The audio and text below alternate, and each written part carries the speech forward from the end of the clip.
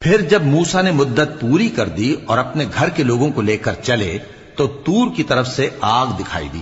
وہ اپنے گھر والوں سے کہنے لگے کہ تم یہاں ٹھہرو، مجھے آگ نظر آئی ہے، شاید میں وہاں سے رستے کا کچھ پتہ لاؤں یا آگ کا انگارہ لے آؤں تاکہ تم آگ تاپو۔ سو جب اس کے پاس پہنچے تو میدان کے دائیں کنارے سے ایک مبارک جگہ میں ایک درخت میں سے آواز آئی کہ اے موسیٰ، یہ میں ہوں اللہ، تمام جہانوں کا پروردگار، اور یہ کہ اپنی لاٹھی ڈال دو۔ سو جب انہوں نے دیکھا کہ وہ حرکت کر رہی ہے گویا سانپ ہے تو پیٹ پھیر کر چل دیے اور پیچھے مڑ کر بھی نہ دیکھا۔ فرمایا موسیٰ آگے آؤ اور ڈرو مت، تم امن پانے والوں میں ہو۔